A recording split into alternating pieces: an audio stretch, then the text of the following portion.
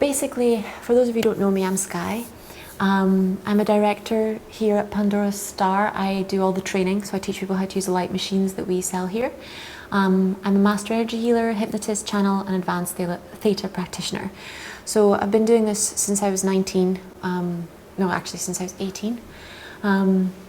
So about 10 years or more of experience of actually practicing, because I only started a year after I kind of woke up.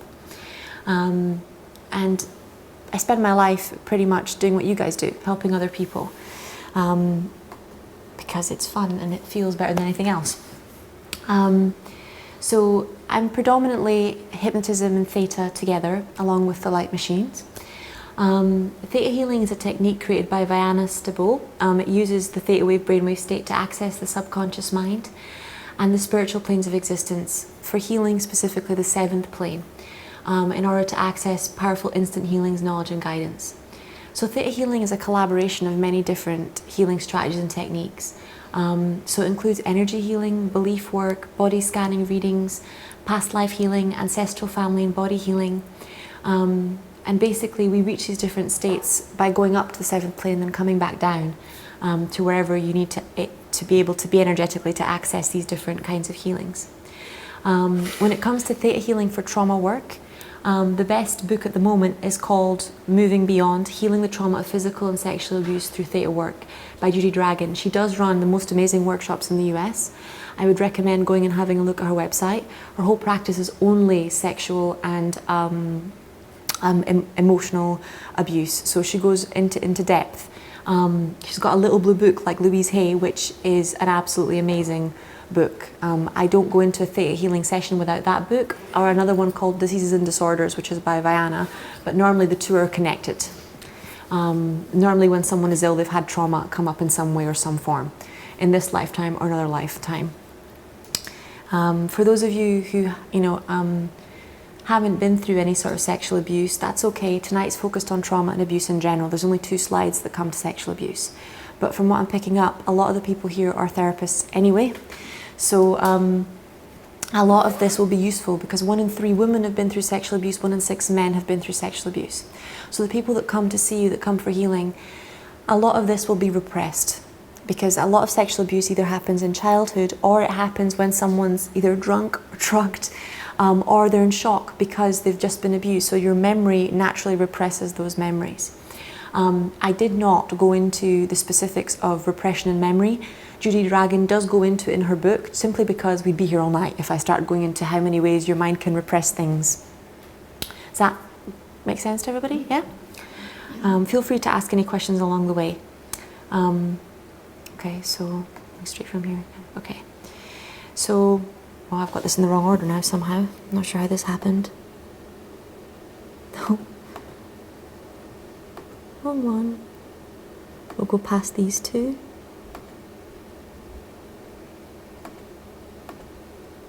Okay, that's in reverse, but we'll do it this way. So all cultures, religions, and families have their own rules and laws about abuse and trauma. Okay, some are spoken, some are not. Many of these rules and laws are constricting and keep us tied up into levels of consciousness that those collectives are at, okay? You see this a lot when someone's been through any kind of trauma. Some families won't speak about problems, period. That's the most common thing in an abusive family, is that you're not allowed to talk about the abuse. Whether it's emotional, whether it's sexual, whether it's spiritual, whether it's physical, it's not discussed.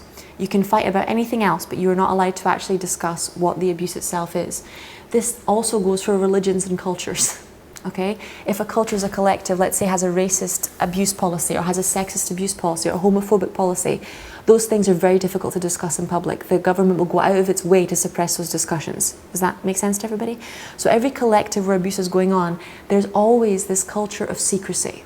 Okay, and normally it's something that you will have to bring up with your client because it's an unspoken culture of secrecy. Unless they've actually directly been abused through physical or sexual abuse and they've had their abuser threaten them, say, don't tell anybody, or, I'll expose this, or something bad will happen, or all that stuff. Most people never have that idea that they had to keep a secret. They just know that they weren't allowed to talk about something, yeah?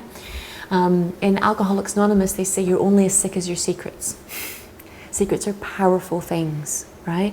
When you're healing people, one of the most powerful things you can do is to command that all of the secrets they're keeping from themselves be brought to the surface. because secrets normally start with you just keeping them from other people, then they end up with you lying to yourself. You know, you end up to you saying, oh, this isn't abuse, this is okay, it's fine, everyone else is doing it, even when you know it's incredibly harmful. Doubt is also a huge weapon. If you look at, for example, the tobacco industry, one of the things that they say when they were selling poison to the people was, we don't actually have to prove that cigarettes are unhealthy, we just have to plant doubt. And it's one of those things, you don't have to prove that someone shouldn't be getting abused. You just have to plant doubt in their mind. Maybe it's their fault, maybe they did something, maybe they did anything that got them to be abused. Does that make sense to everybody? Yeah, and a lot of the campaigns, because I was doing a lot of research around this today, around sexual abuse and abuse in general, focus on the children, focus on women, focus on the people who are being abused, focus on the victims of abuse. They don't focus on abusers. So you don't see anti-rape signs saying don't rape people. You don't see a man standing there saying, ask her for consent, things like that. The man isn't in the picture at all. Does that, yeah? Which subconsciously gives you the idea that men and women, women and children are more susceptible to abuse and sexual abuse than men are, which is a complete lie. It's just that cultural gender thing that men are invulnerable. Men are just as vulnerable to sexual and emotional abuse as women are. Right? And it's very important that they be on the lookout for things like that as well, because the only difference between you and someone who's been abused is they came into contact with an abuser. That's it. Because no one walks into your life and goes, hey, I'm going to abuse you tomorrow. And even to the abuser, they don't think of themselves as abusers. The denial is so strong. If you've ever done any research on narcissism or as abuse, they don't see that there's anything wrong with them. That's why Narcissists Anonymous programs don't work, because no one comes. Right? No one will admit that they're abusers, but that culture of secrecy that a lot of us long to control and abuse other people or to punish other people, whilst that hangs around, whilst that's kept a secret, it can't be healed.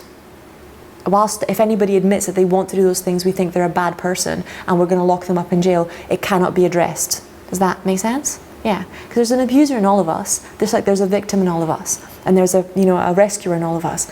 But those aspects of us, unless they're brought to the light, darkness can't be taken away. It's that simple. Nobody wants to abuse somebody else for no reason.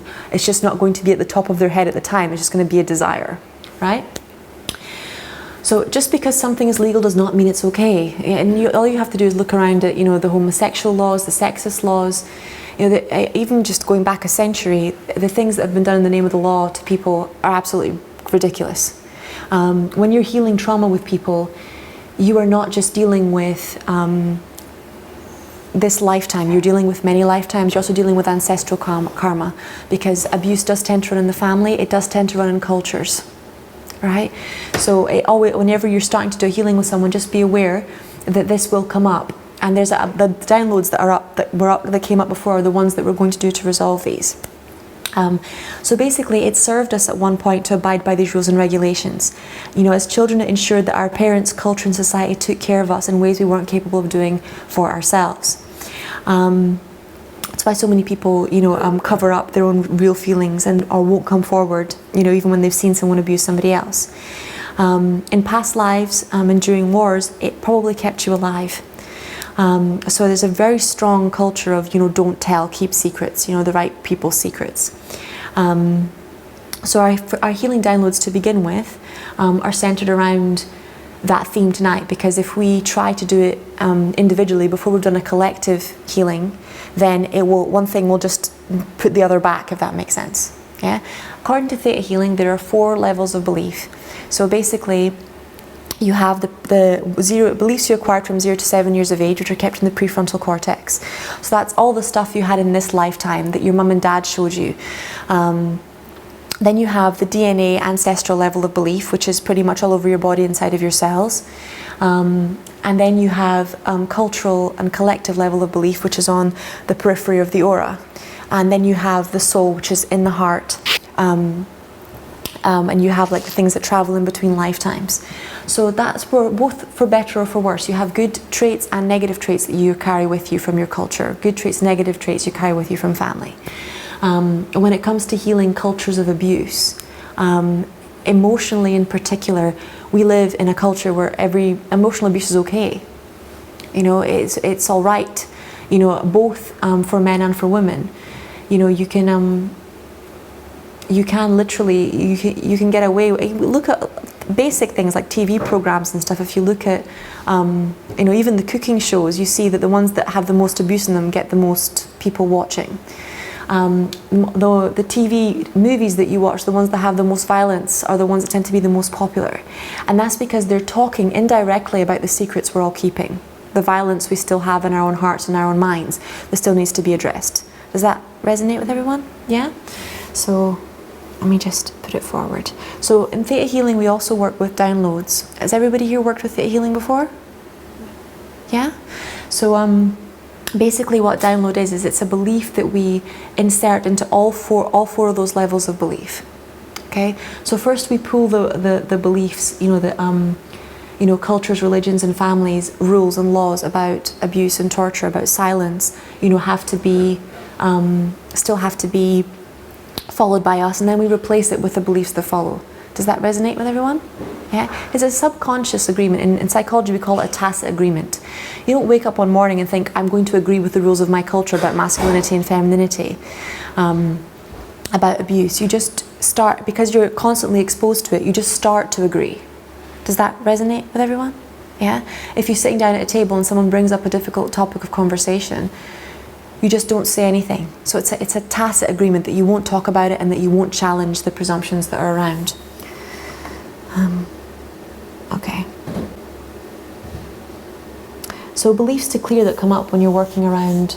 Actually, let's go back, 'cause it got confused. Okay. So I'm going to read these out, and then to receive them at the end, just say yes, and I'll witness them going in. If you don't want any of these, just say no inside your mind, they will not go in. I'm not going to force any beliefs on you. That's not my prerogative tonight. Take what works for you, leave everything else, okay? These are what I found works best in my practice when I'm working with people. Once you clear these fears about working with cultural and individual trauma, your practice as a healer will grow. Because suddenly your fear of working with people with trauma won't be there anymore. So they'll feel more comfortable coming to you, and it'll be resolved quicker, because when it comes to the surface you won't think, oh my God, I don't know what I'm doing. Does that make sense? Yeah? This is what I felt like fearful to work with people that they had this sort of, because I'm not sure if I'm doing the right thing. Yeah, it's the same, and that's the thing. The more serious the trauma, the more we kind of go, oh, I'm not sure if I'm, and then there's no space to practice, and there's no space to grow in that as a practitioner, as a healer as well. So once you've cleared the fear of working with your own trauma or other people's trauma, you will get a lot more people, because you can't have 1 in 3 women and 1 in 6 men, and then on top of that, most of it going unreported, and not have, you know, people coming in needing healing with trauma. Most of the abuse that comes in will come down to at least 2 or 3 traumas. Okay. So would you guys like to know that you no longer need to abide by the rules, religions and regulations of your culture around trauma and sexual abuse, and to know it's safe to step out of these rules and feel that it's possible to know how? Yes. Yeah? Would you like to know you can still be loved and accepted without having to follow these rules and laws? Yes. Would you like Creator's perspective, definition, understanding of sexual abuse and trauma, and to have your definitions align with Creator's definitions? Yes. Yeah? Would you like to know you can create a new healthy environment without abuse and trauma, to know how to know what it feels like, and that it's possible and that it's safe to do so? Yes. Yeah? Would you like to know how to heal any damage caused to you by being part of a family, society, religion and culture with these rules, regulations and laws? Yes. Yeah? Would you like to separate your parents' projections of who you are? Oh, sorry, that one got in there by mistake. Of who you are, who your culture is, who your abuser is, from Creator's truth? Yes. Yeah? Would you like to know you can live without viewing yourself and others through the lens of your parents, society, culture and religion? Yes. Would you like Source's truth on the parts of you and your culture, your sexual parts, your emotional parts, your abuse parts, that culture, religion sees as unacceptable? Yes. Would you like to know how to love and accept all parts of yourself, of your culture, of your religion, to know that it's possible, what it feels like, and that it's safe? Yes. And would you like to know how to communicate about your own experiences with abuse, sexual, emotional, spiritual, in the highest and best way, and who it's safe to talk about those experiences with, who it's ready in the right time and place? Yes. Yeah? Okay. So thank you, it's done, show me. So I'm just going to watch them going in. Sometimes Creator sneaks things into my webinars. I wasn't expecting those. Right, so the next round. Okay, so people who have experienced emotional and sexual abuse often resist setting healthy boundaries in their relationships. Shocker. Okay? They often believe it's wrong to exchange love and approval for money, time, appreciation. It's a common theme. I've often found the underlying issue is they've confused the abuse of control of their abuser with having control over their own lives. So because someone used control in a vicious, malicious way with them, they think all control is vicious and malicious. Does that make sense to everybody? Yeah.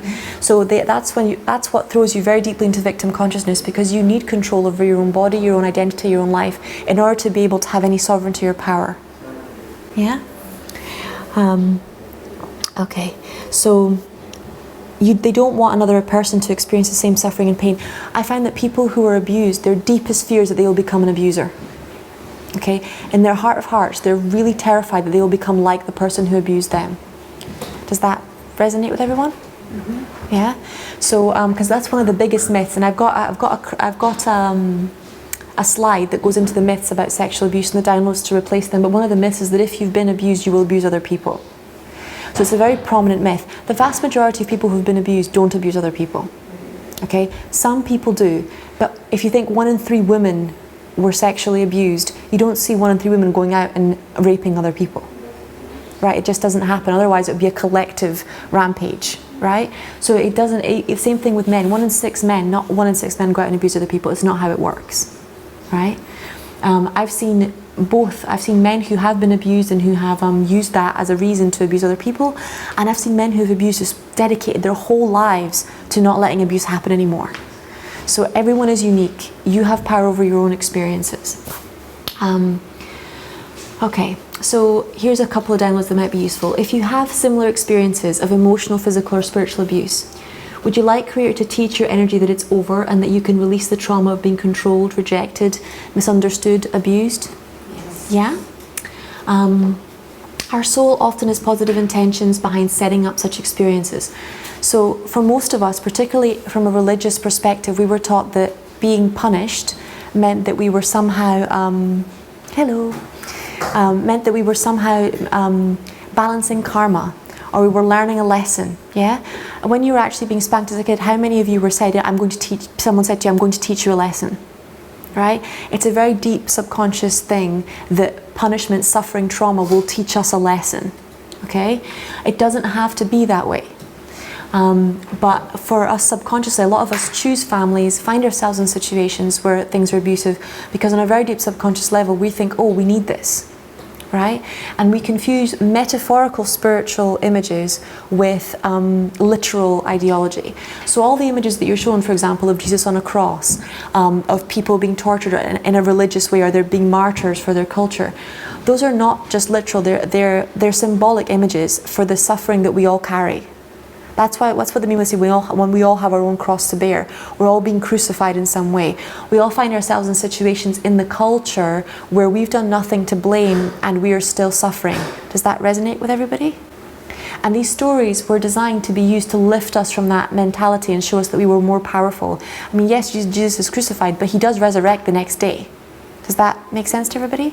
Yeah. When you just have these images given to children of very young age and said, oh, this person died for you, with no explanation of metaphors, stories, principles, and healing. You just see the crucifixion, but you don't see the resurrection. It can be very confusing. So subconsciously, you get these people believing that their virtues they will get, through having trauma and abuse with control. Generosity, strength, conviction, kindness, love, sharing, compassion. A lot of people only believe that they deserve good after they've gone through some kind of punishment. Okay, a lot of people any of you guys ever noticed that a lot of the most successful healers on the planet have been abused? Yeah, it's also called the wounded healer theory, and it's because at that point you kind of all the beliefs that you don't deserve good things are gone, because that idea of I've taken my punishment is in your brain. Does that make sense to everybody? Whereas when you just start manifesting good things without having anything bad happen, how many people start to feel uneasy? Yeah? And people start to feel like something has to go wrong or something's not right, or maybe they don't deserve what they have. That's that really sneaky belief under there that you don't deserve it unless you've been punished, because the lesson is only learned through suffering. Right? That idea, I guess, is that you can't teach or help if you haven't experienced. Totally. But you have been here. Everyone in this room has had hundreds of incarnations. You have experienced deep suffering. Most people in this room are clairsentient. You can feel the suffering of another human being. You know, being able to have compassion is not the same thing as having the same experience as someone else. You know, but it does, and I think it does create a blueprint. But it's gotten, if you look at human history, it's gotten to the point where it's ridiculous. It's constant. You know, every generation thinks that they invented war, thinks that they invented rape, thinks that they invented anxiety, depression, abuse. We didn't invent it. It's been around for hundreds of thousands of years. At some point, you have to be like, okay, we have another way. Does that resonate with everybody? Yeah? So, okay. So, would you like Source's definition of all of these different virtues of generosity, strength, compassion, kindness, connection, and sharing? And to align your definition with Source's, to know that you can have these virtues and practice them without carrying the pain and suffering of trauma to remind you? Yes. And would you like to know how you can learn these virtues and how other people in your life can learn these virtues without punishment, the need for trauma, or the need for abuse in any way? Yes. Would you like to know that to teach is to demonstrate? Yeah? And that when you demonstrate strength, compassion, generosity, kindness, self-love consistently over a prolonged period of time, other people in your life will start imitating those behaviors just by virtue of their connection with you and the energy inside that space. Yes. And that's much more powerful than any kind of suffering or punishment would be. Yes. Yeah? When we experience so much pain and suffering, we can overcompensate in ways by being kind and generous in situations that are not appropriate. So giving to people who take advantage, liking people who abuse us. I was watching a small, quick Facebook video yesterday, and there's this guy who's a love coach, and he was teaching a group of women about how if a man isn't interested in you, that is not attractive, right? And he was explaining, and you can see him doubling over with laughter, because he's saying, look, girls, you know, if a girl walks up to me and she says, you know what, I'm just not sure about us, then my first thought is, then I'm really not sure about you, right? My first thought is not, oh my God, she's so attractive, I go weak in the knees, right? But when you've been in traumatic relationships, how many of you have gone for people who were, you know, difficult to make connection with? You know, or try to, even with clients, how many people try to get clients who aren't ready to be healed? How many healers have you seen start healing someone before they've even asked if that person would like any sort of help in any way, shape or form? That's what happens when you've been abused and you start to overcompensate, right? Instead of respecting another person's space, another person's boundaries, another person's needs, or even their abilities to heal themselves and where they are in their journey, without even meaning to, we're already in there. It's that, and with men in particular, it's with women as well. It's like if she says no, it just means she's playing hard to get.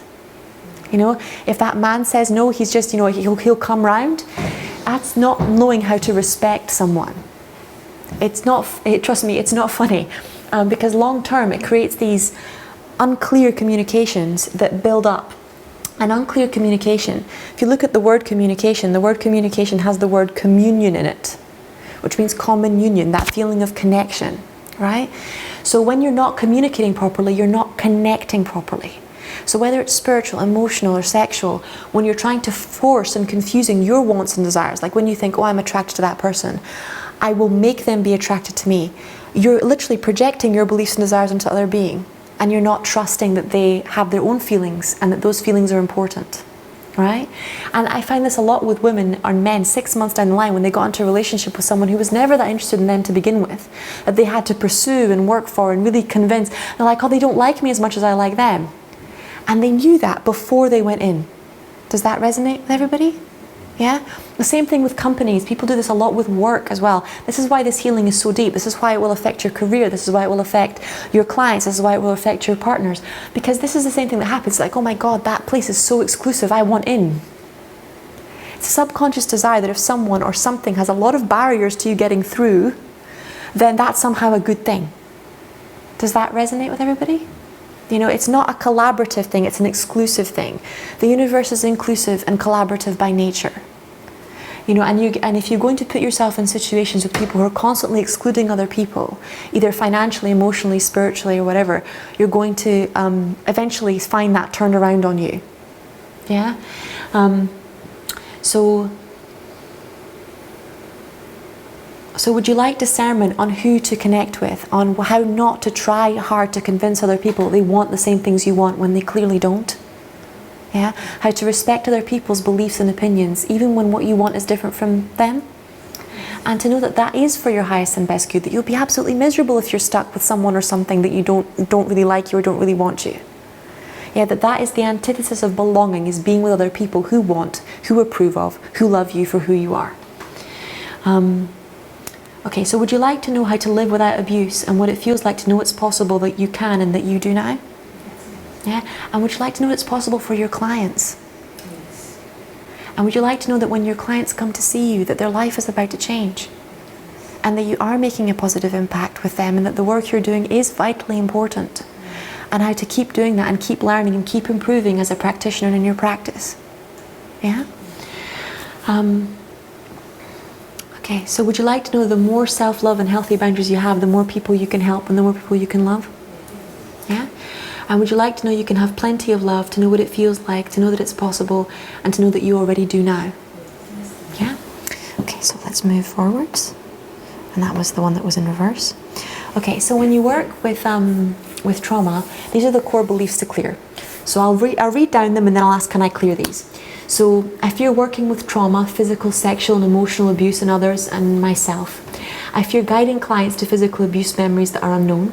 I fear guiding clients or being aware of my own abuse memories that are unknown. People who experience trauma are broken, damaged, unfixable. People who have experienced sexual abuse are broken, will never be a full man or woman. People who were/are abused by others are dangerous. I will be hurt if I work with clients that are abused. Abuse and trauma has to take a long time to heal. Healing abuse and trauma means that traumatic behavior is okay. It's my fault that I was abused. It's my client's fault that they were abused. In spiritual circles, it comes up a lot. It's law of attraction. You attracted it. Your soul wanted it. Blah, blah, blah, blah. It's all part of that. Abuse cleanses humanity of their sins. Religious torture, religious abuse. It's also the desire in you to punish other people.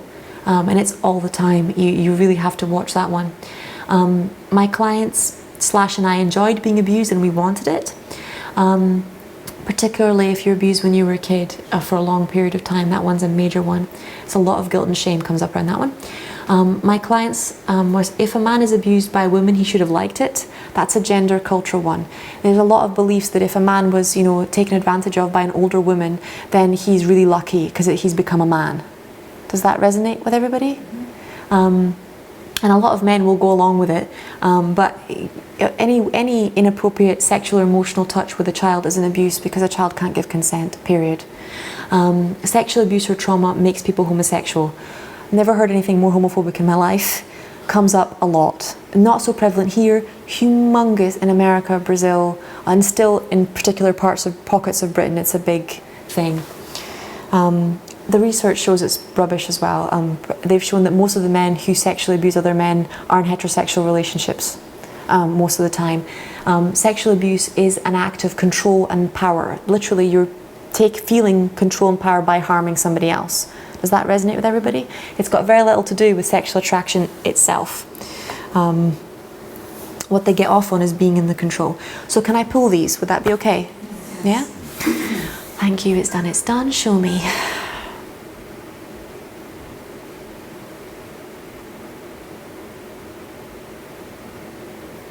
Okay, done. So we're going to replace these with, I know what it feels like and how to be safe working with people and with myself when we've been traumatized sexually, emotionally, or spiritually. I know when I am safe to work with people who've been spiritually and sexually abused. I know what it feels like, how to and when to hold a safe space for myself and others to reveal sexual abuse, emotional abuse, memories, and trauma. I know what it feels like and how to live without trauma or post-traumatic stress disorder from my abuse. Particularly emotional abuse, I'll go into that one because most people don't know PTSD and emotional abuse are really connected. I know trauma and abuse can be healed instantly. I have creator's perspective, understanding and knowledge of healing trauma in myself and others instantly and miraculously. I know how to work with trauma and abuse in myself and in others without being overwhelmed by anxiety, fear, drama or anger.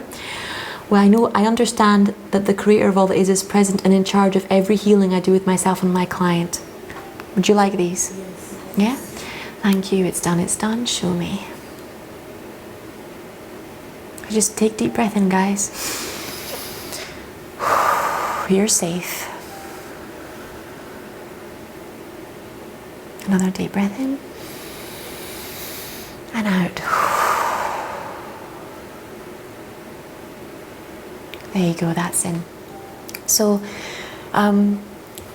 after you've had a fight with your partner, ever find yourself reliving that fight over and over again for the next 4 or 5 days, sometimes for years afterwards? That's PTSD.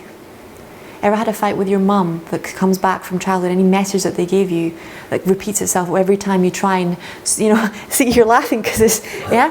That's PTSD from emotional abuse, okay? Whenever you relive or re-experience, it's all right? Whenever you relive or re-experience and you can't tell the truth from reality, right? So let's say you're about to do a talk in front of people and you've done a lot of work, like over 10 years of work on something, and you still feel anxious about doing that talk, and all you can hear is your mum words in your head is that you're going to make a fool of yourself, right? And you think, oh my God, I'm going to make a fool of myself. Cancel, clear, delete. That's PTSD. You've confused your mum's past opinion and beliefs about you with the reality of what's happening right now. And you're reliving that experience, which is why you're experiencing anxiety and pain, right? So PTSD from emotional abuse is incredibly common. Most of us have it because most of us grew up with emotional abuse, right? As our parents were taught, what we've been taught, that the only way to make children behave is to abuse them in some way. Right? They weren't taught that parenting is the highest teacher role available and that demonstration is the most powerful way of parenting. If you want to go deeper into that, Brené Brown has an amazing workshop on parenting without shame that's absolutely phenomenal, and it has lots of research, like actual grounded research theory that shows that you actually cannot give what you don't have. So if you don't know how to love yourself, you can't teach your kids how to love yourself. If you don't know how to heal yourself, you can't teach your kids how to heal yourself. If you don't feel strong, your kids won't feel strong. They might be very good at pretending that they are, but they won't know how to do it, right? They won't have the vibration of how to do it. You can expose them to people who do. So you can, teachers, coaches, tutors, if you expose them to somebody who knows that they really respect and love, they will learn. But you have to expose them to somebody who's already demonstrating that principle. That's how the universe actually teaches us. So if I'm struggling with something, like at the moment, I'm really struggling with learning how to respect men, for example, like deeply. I know how to do it on a superficial level, but inside, like in my heart of hearts, I find it incredibly hard. Because I grew up with a mum who didn't respect anyone, period. Does that make sense, right? So I'm on that level where I've done enough spiritual work to know that it's not okay, that it's not all right, that it causes a lot of damage, but I haven't gone far enough in my mastery of it to stop those thoughts going through my head, those emotions going through my body, that vibration being in my space. So when I ask the universe, please help me, I need a miracle, this is on so many different levels that I don't know how to clear it. It's been through so many different lifetimes. The next thing the universe does is one of two things. It starts to cast a light on the areas where I'm still disrespecting myself and disrespecting men, but it also brings people into my space who have already mastered the art of respecting men through their whole being, because to teach is to demonstrate. And when I'm around women who are respecting men, who know how to respect men, suddenly I'm getting the demonstration of how to apply it on all those different levels. Does that resonate with everyone? Yeah? So you'll find different people are being brought into your space. And that's the same thing you can do with kids. If you're like, okay, I'm not far enough on this, I want my kids to know better than me, to do better than I've done, put them in the presence of people who have already mastered things you're still learning. Because they will absorb it like a sponge, right? My mum was great at doing that with us. She used to say to me, you don't like how I do it better. She was like, that's what the next generation is for. She used to be like, you're supposed to be better than me. You're supposed to do it better than me. It's supposed to improve with every generation. Okay. So pass that one on, move on to the next one. Okay, so emotional abuse.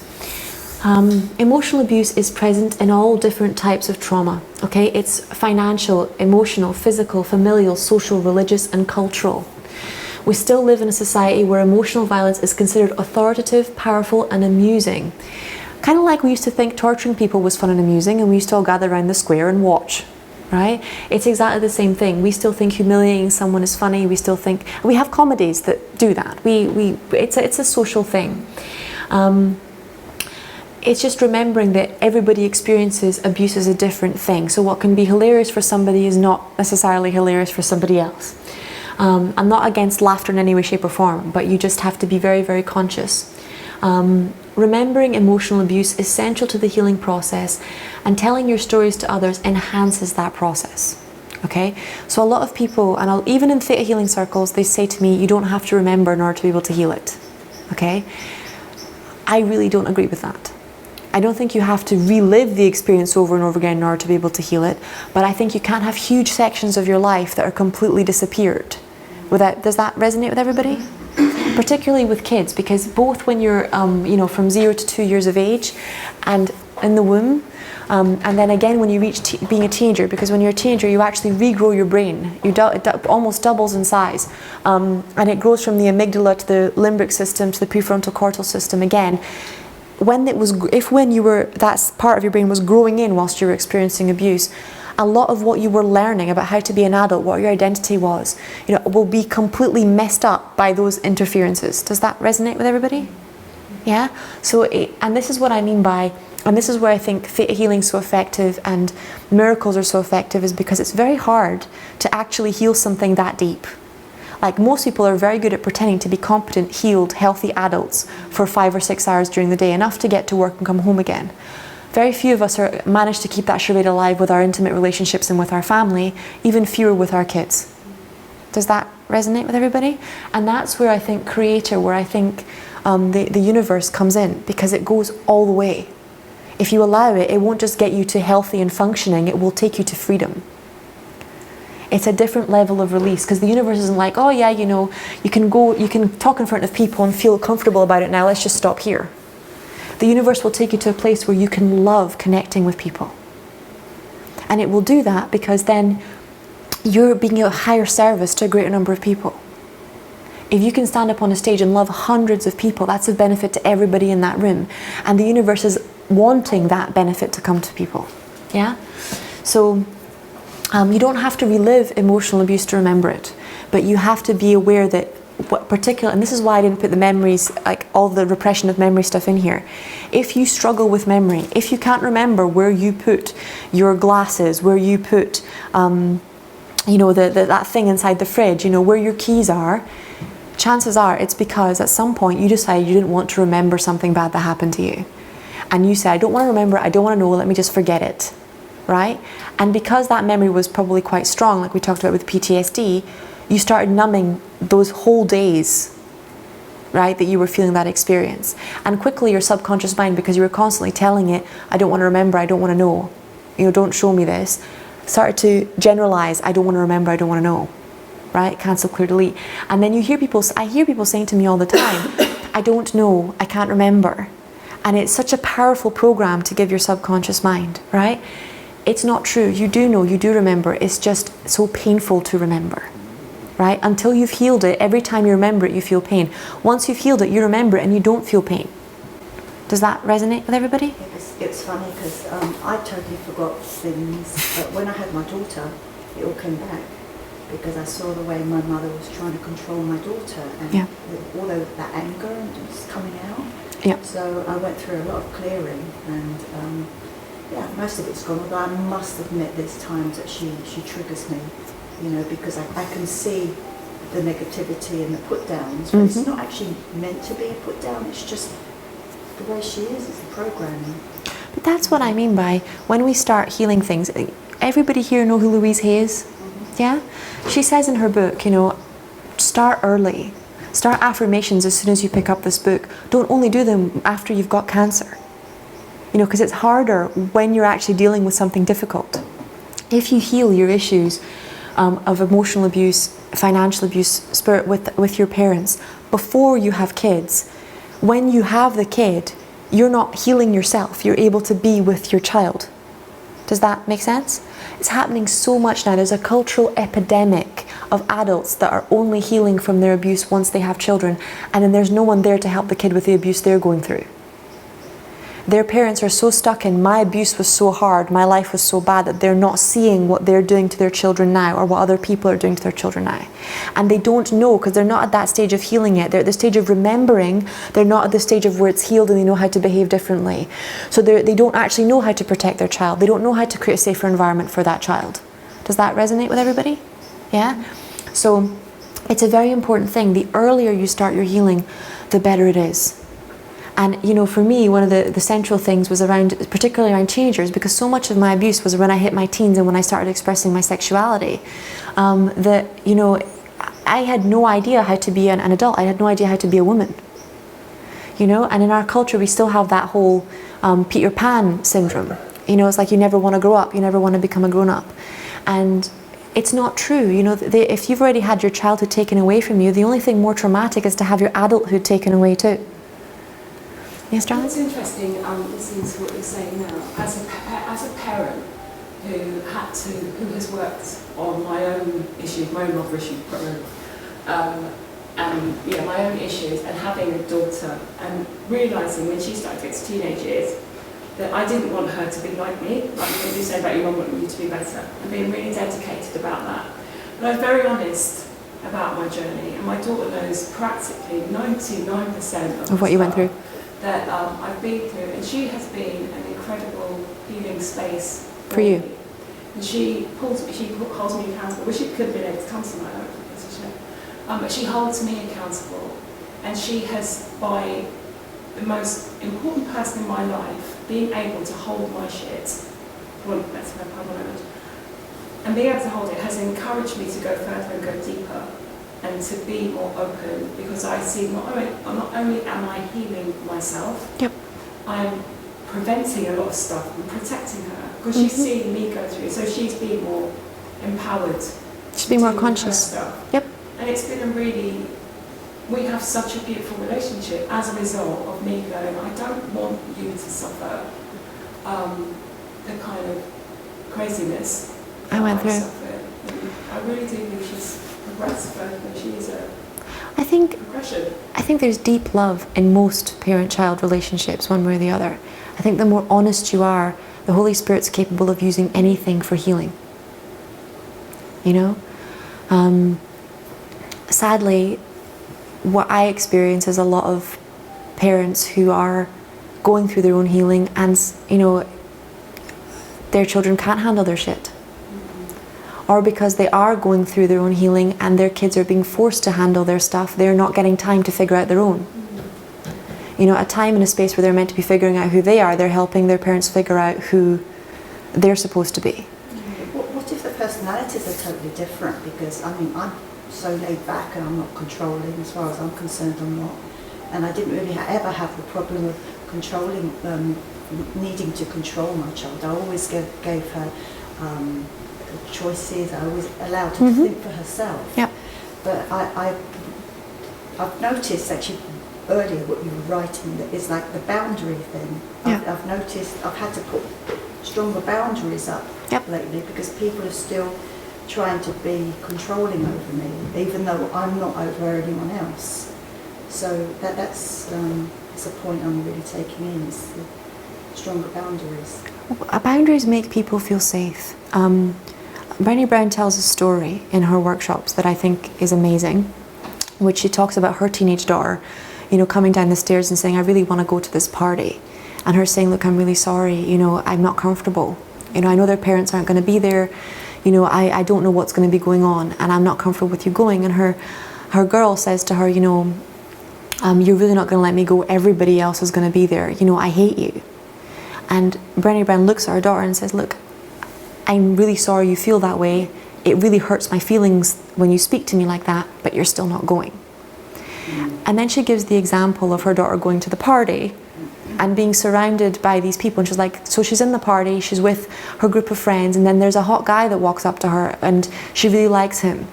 And then this guy's like, let's go upstairs. You know, I want to go upstairs, you know, let's get intimate together. And her daughter's response is, no, I don't want to. And then the guy goes, I hate you. And then her daughter's like, oh yeah, fair enough, I'll go upstairs. Because that's what she demonstrated to do when someone uses anger to manipulate you. Does that make sense? We teach what we demonstrate, not what we want. So if you demonstrate giving in to people when they are emotionally abusive, with anger, with jealousy, that's what your kid is learning. Even if it's them leveling the anger and anxiety at you, they're learning through the demonstration. And a lot of women in particular, we're very good at manipulating people with sadness. You know, men are very good at manipulating people with anger, but we're very good at manipulating people with sadness. I'm so hurt, I'm so sad, that justifies me doing anything I want to do. And it doesn't justify you doing anything you want to do. Same thing with anger, right? But it's very much still there in that cultural. I think when kids are different from you, and all kids are, you know, they come through us, they're not ours. What I would say is simple. It's like they are still learning from you. And obviously we do the best we can with where we are. So what I'm saying is not judgment laden. It's genuinely observation from what I've seen over the years to come. And from having gone through, you know, an adolescence and a childhood where, you know, I wasn't a child, I was an adult because my parents were children, right? So it's very difficult, and children won't say that, because to a child who's being put in the position of adult by their parent, they feel like the special one. They feel like they're more loved because they're doing that for their parent. They feel deeply empowered by that. So they won't ever be the one to say, oh, you know, can you please, you know, give me more space to be a kid, because that's what happens, because they love us so much. But then later on it can come up with, I don't know who I am, I don't know what I'm doing, I don't know what I want. Simply because it was all geared towards pleasing. Yeah? It's a hard one to look at, but until it gets the roles and stuff separate, it's quite difficult. So I made a bunch of downloads for healing emotional abuse. The other thing I want to quickly say about emotional abuse is that emotional abuse means that you confuse your feelings with the feelings of someone else, your thoughts with the thoughts of someone else, your beliefs with the beliefs of someone else. It becomes very, very murky. How many of you have had a client or a friend who's like, I can't tell the difference between my feelings and that person's feelings? Yeah, that's a sign emotional abuse has gone on. Because when you, normally emotional abuse happens when you go, someone says, oh, I believe in this, and you go, nah, I'm not so sure. And then something happens, right? They either tell you off, or they put you down, or they humiliate you in some way.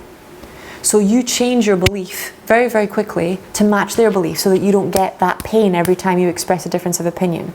Does that resonate with everybody? Yeah? So you quickly change your beliefs, opinions to match that of the social group that you're in, which isn't always a bad thing. It's only a bad thing out of balance, right? So you should be able to know the difference between your feelings and their feelings, and make a conscious decision about whether you want to change your beliefs or not. Right? They shouldn't be, oh, I have to, because otherwise I won't fit in. And that's what happens normally for a lot of people, is they just get so many cultural, family and social messages shoved at them at one go. They're like, if I don't do that, I'm not going to fit in. 95% of women are on a diet, right? That's how powerful collective messages are. If I'm not thin, I won't be loved. If I'm not thin, I won't. Does that resonate with everybody? Right? It's not about health for them. It never was. That's why the cosmetic industry is booming. It's about that message that you don't deserve love, affection, sexuality, and then the disgust that comes with the whole fatism thing, right? And I grew up, I was a tomboy, so I grew up in a group of guys, and men are, bless their souls, you know, as much as women are absolutely merciless when it comes to criticizing men for being weak sometimes, men are absolutely merciless when it comes to making fun of women for being fat. The things they say, the places they go. And at that point in time, I just thought it was funny, but I didn't realize how much it was hurting me, particularly because I was fat, right? So that's how much you will just agree with abusive stuff, because especially if it means you will get the love, you will get the appreciation, you will get the attention. So be aware that you will, like that, when someone says to you, I don't know what I feel, I don't know what I think, it's a sign that they had something happen in that area, that they have fear in that area, that whatever they feel or think probably isn't what you want to hear, and they're not going to share it with you, right? Even as a therapist, even as a teacher, which is really, really detrimental to their healing. Because if you did, let's say, a healing session with them last week, and they come to the healing session this week, and they don't say to you, this worked and that didn't work, you can't fix what didn't work. You can't find the real cause of something. Does that resonate with everyone? Whereas if they just come in and pretend everything is perfect when it's not perfect, it doesn't get addressed, right? But they know that to say, oh, that didn't work, brings up the inadequacy of the healer. It makes the healer not like them, potentially not want to work with them, feel intimidated, so they don't bring it up. And most people have had experiences of working with psychologists, doctors, who every time they say something didn't work, pretty much act like they've got a problem. Right? So there's this collaborative denial of this. If this didn't work for you, then there's something wrong with you, instead of, okay, even if I'm not the therapist for you, there will be someone out there who knows how to heal this the way you can be healed. Yeah? Do not be afraid of referring people. That's how you learn. You know, that's how you grow. That's the point where if you genuinely struggle or don't know how to heal something, that's the point where you pick up the phone to another healer or to your teacher, say, can I come in? Can I do a session? I don't know how to heal this issue. I'm coming up against a block here. That's not the point where you start avoiding all clients for that issue.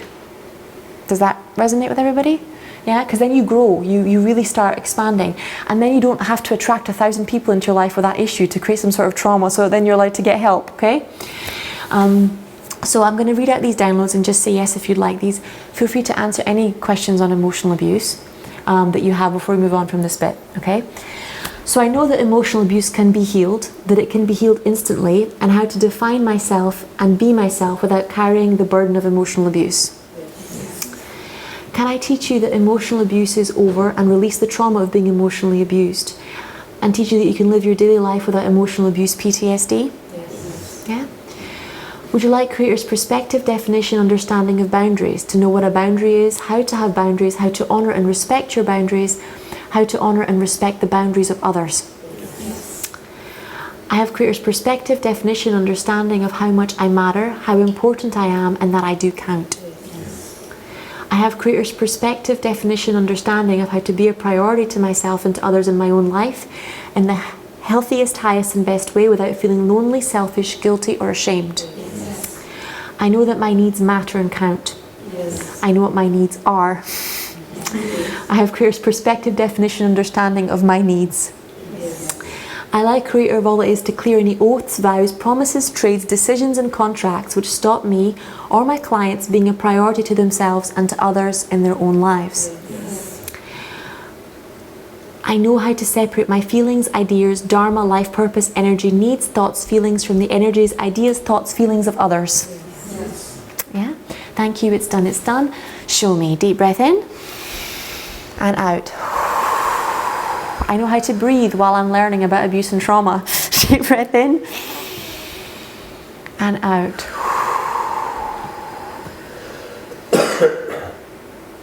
That's it, all done. Okay, so that's the other thing that can come from emotional abuse, is that you don't know what you want. So you find a lot of people being exactly like their parents. You find a family where all the kids are doctors, all the kids are teachers, all the kids are artists, and the father was a famous artist or the mum was a really good doctor. And that's literally where they're not even allowed to express their own life purpose. They've so taken on the parents' life purpose, the parents, that they don't have a space to explore their own. And that's because for parents, if you've ever been a parent or a step-parent to a teenager, it is so hard being with that kid at this stage where they're pushing away from you to figure out who they are. You know, teenagers go through this stage, and there's a really good book called Untangled, which takes you through teenage phases for teenage girls, and it talks about parents being like the side of the swimming pool. You know, like teenagers go through a phase where they come up to hold on to side when they're tired, and then they kick off it again. Back to swimming, and then they come and hang on when they don't know what they're doing and they kick off again. And that stage for parents, when their daughters push away or when their sons push away, it's actually a good sign. It's a sign that they got what they needed and they're ready to try again, right? So if they don't push away, that means they didn't get what they needed and they don't feel secure in themselves to be able to solve that problem, face that challenge, be comfortable in that situation. So they're still clinging to the wall. But to the parent who maybe for the first time in 5 or 6 years felt close, felt the connection that they had with their daughter or son in childhood again, you know, got that love back again, it's incredibly hard, that moment where they push away again, right? So we're kind of like, no, don't go. Whoop. Universe dialing in. But they need that. Teenagers need to do that in order to figure out who they are.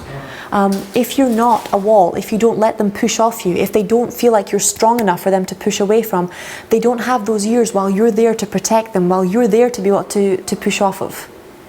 And that's normally when they're attracted to people who are a lot older than they are, who are, you know, like I was in the beginning, simply because I needed someone who was strong enough for me to find out who I was and who wouldn't crumble every time that was a different person than who they were. Does that resonate with everybody? Yeah?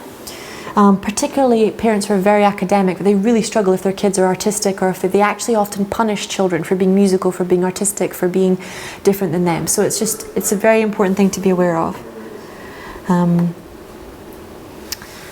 Okay, so before I move on, any questions about emotional abuse?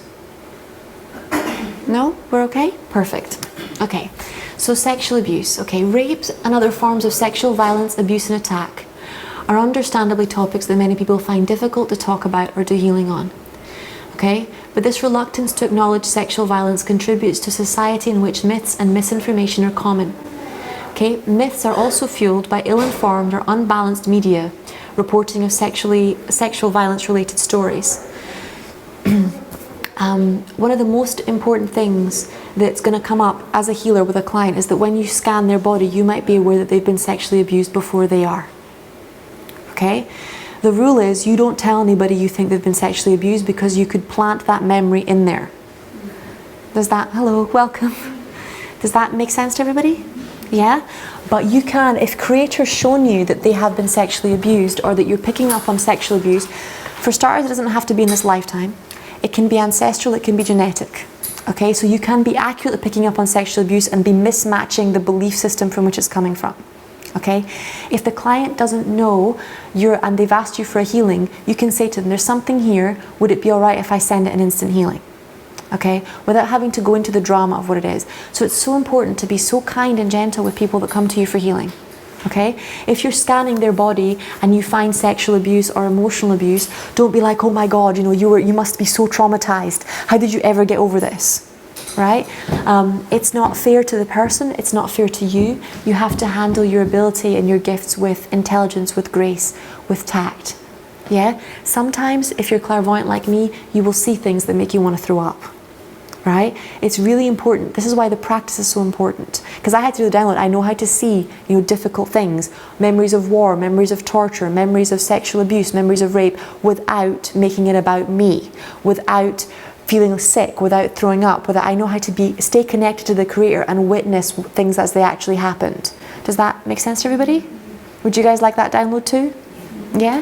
Because it's not about you when someone's in that room, it's about them. But you can literally, and they've got studies to show it, that you can be traumatized by someone else's trauma. You know? The kids who had brothers and sisters who were abused are often more traumatized than the kid that was actually abused, because they watched and did nothing. Right?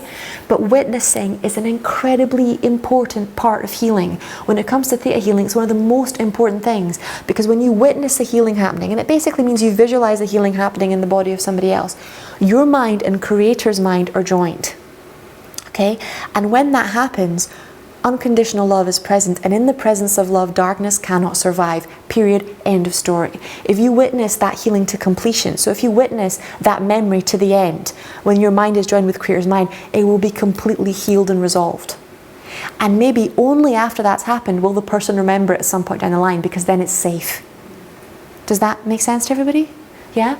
Particularly if women and men are into sexual spiritual practices, and they've moved beyond the whole childhood memories of abuse. Like, let's say they had a they had childhood experience where they weren't abused, they had good family, good parents, but they're into sexual practice to find their spirituality. The stuff from different lifetimes where they were in wars, where they were raped, where they were potentially sexually trafficked, or where they were in prostitution, that kind of thing, start to come to the surface. Okay? It's normal, it's natural, it's not crazy, but then they think they're going crazy and they don't know what's going on. Okay? That's what's going on. Is that whenever you get very deeply into any spiritual practice, you start clearing karma. You start, and it's all those memories normally that you forgot, that you repressed, that were too painful to look at, even in between lifetimes, because you did not know how to look at them and feel love and feel peace. Those memories are the limits to your ability to love. Does that make sense to everybody? And that's why Creator's showing them to you. Not because Creator wants you to suffer, not because He wants you to relive difficult memories, but because those are the limits to your ability to love yourself and to love the people in that situation. And until you hand it over to Creator, it can't be healed. You don't have to heal anything. You are the witness, Creator is the healer. Right? So, and that's one of the things I teach all my clients when they come, is that if there's, and this Marianne Williamson talks about this being the special, I'm spiritually special story, and it's like my trauma is worse than everybody else's. Yeah? My suffering is so bad, it's so dark, it's so deep that it cannot be healed. Okay? And that's a belief that the same force that keeps the planets in alignment, that made the stars in the sky, that gave you breath, that gave you life itself, doesn't have enough intelligence to heal the trauma you're carrying. Does that resonate with everybody? It's not true. The universe knows. It knows where the people are. It knows where the information is, especially nowadays with the internet, with YouTube, that has everything that you need to be able to heal this in depth. What it doesn't have is your willingness, and that's what it teaches in the Course in Miracles. And what Louise Hay says in all of her affirmation books, I am willing to change. And it's not a superficial level of will. They're not talking about, oh, I'm kind of interested in maybe doing it. They're talking about that kind of will where you're willing yourself to doing something, like you're determined. It's a will that's like determination instead of will that's like, oh, kind of wishy-washy, I might do it. Does that make sense to everybody? So if the universe brings you things and you're in that place where you don't have the will, you'll be like, oh, it's too expensive, I don't have the time, I'm not sure if I like those people, blah, blah, blah. There's all these excuses because you're not willing. Does that make sense? It doesn't matter enough to you yet that this be healed, that it be resolved. So you're not going to really go there, because the pain of resolving it in your mind, not in truth, in your mind, is still greater than the pain that the feeling that you're getting of not doing anything about it. Okay? It's a hard one to say, but it's a truth. It's a really deep truth. And normally most of us, including me, we do this. We might, let's say the first time something comes around, we might read a book on it. The second time something comes around, there's a lesson, we might watch a movie or a YouTube thing or talk to our friends about it. The third time it comes around, we think, we've read these books, we've read these movies, and now we kind of know what we're doing. And normally it takes the 10th, 11th or 15th time, or us really hurting ourselves or someone else, for us to be like, screw it, I'm actually going to master this. I'm not going to mess around with this anymore. Does that make sense? It's not like a superficial level of knowledge and understanding. You can't just go there straight away. Nothing's stopping you. And the universe will meet you straight away. So the moment you say, I'm ready to heal this, and you say, okay, I'm making the commitment to see it finished, it will go to completion. But if you're like, oh, I'm kind of maybe willing, and I might read a book, or I might do this, and then I'll stop, right? Because I just want it to look like I've done the work so that other people, and I don't feel bad about it, right? Because real work is heart work. It's feelings that change. It's you that changes. It's not your mind that changes. That's the beginning. That's the first level of change, is changing your mind about something. It's when your heart's changed about something. It's when you really understand in your heart why something is different that things start to move. That's why I was saying about respecting men. In my mind I understand, in my heart it doesn't make any sense to me yet. Does that make sense to everybody? Yeah? In my heart right now, respecting a man still feels like humiliation and abuse. It still feels like being silenced. It doesn't feel like love. When I get to the point where I love it, that's when it's healed. Until then, I'm still in the process. No matter how many books, no matter how many seminars, it's a journey without distance from the mind to the heart, right? And you've arrived when you've arrived, not when you've done enough stuff to prove to other people that you're doing it, right? It also can't be forced by someone else. No amount of someone telling you that you should be healed or that you should be on the way to it being finished will make that shift inside your heart. It's a decision you have to make for yourself, okay? So sexual abuse can happen to you whether you're male or female, gay or straight, of any ethnic origin. The only thing people who've been sexually abused have in common is that they came into contact with someone that feels that it's okay to sexually abuse somebody else. Okay? No one advertises on the top of their head, except people in the sex industry who actually, get paid to be that way, that they're a sex abuser. It doesn't work that way. And it normally doesn't happen overnight, it normally happens gradually. 85% of rapes committed in the UK are by someone that you know. Okay? So it was a relationship that built up over a long period of time, most of the time. Sexual abuse is not just physical, it's emotional. Okay? Someone can sexually abuse you in the sense that we were talking about, it's through rape or through lack of consent or through torture, that particular kind of thing. But someone can also sexually shame you. and this happens a lot with parents and kids, they shame you about masturbation, about sexual desires. Partners might shame you and tell you that what you like in bed is vanilla. They might try and pressure you into things that you don't want to do. Sexual abuse is as emotional as it is physical. Does that make sense to everybody? But when it comes to sexual abuse, we're still so at the point where it's still okay in our culture that we haven't got to the emotional side of sexual abuse yet. Yeah? Consent is much deeper than yes and no. Consent is the ability to have context, right? So it's the ability in your mind to be with another human being and feel inside their heart whether or not they would like to connect with you inside that way, right? And that's a skill that you learn over time. It's part of compassion, it's part of empathy, right? And it's part of morals. Because I might be standing in a kitchen next to someone who's just lost their father and all they want to do is screw me. Because they don't want to feel anything, they want to numb their body, but it has nothing to do with desire, it has nothing to do with them wanting to have sex, and everything to do with them wanting all the bad feelings to go away. Does that make sense to everybody? I might be in the kitchen with a very drunk, if I'm a man, with a very drunk woman who's all over me, but in my heart I should know that she's not capable of giving consent. Make sense to everybody? Yeah? The number of times I was working with disabled boys in particular, with autism or whatever, and that boy would stick his hand on my breast or stick his hand down my pants. Right? It was clear to me from the word go that was on no level a sexual come on. Does that register with everybody? But when you've been taught things like from pornography that no means yes and yes means anal, your ideas about consent get a bit twisted and screwed up. Right? And this idea that it's masculine to force sex or always want sex and that you're not a man if you're not constantly thinking about sex, it really screws up the dynamic. And the same thing, the idea that women can't sexually abuse men. Yes, they can. It happens all the time. They don't normally do it the same way that men do it, but the humiliation, the pressure, even telling a man he's not a man if he doesn't want to have sex with them, things like that, those are all forms of emotional sexual abuse, right? And it's an important conversation because you can't have this conversation in depth without touching on consent and the importance of emotions around consent. And what consent actually means, that it's way more than a yes or a no. It's about the person's ability to give a coherent yes or no at the time, right? Both men and women. Often sexual abusers threaten the life, career of the victims, friends, family to keep them quiet, okay?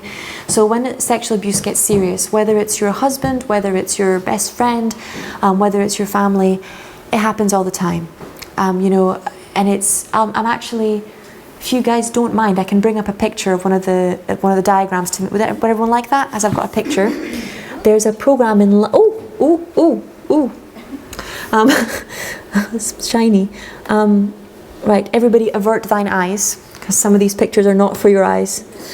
So that makes us look. Your own risk, guys. Assuming nothing too crazy, but I've not prepared these. You know what I'll do? I'll type it in here because I'll find it if I click it. D. Here.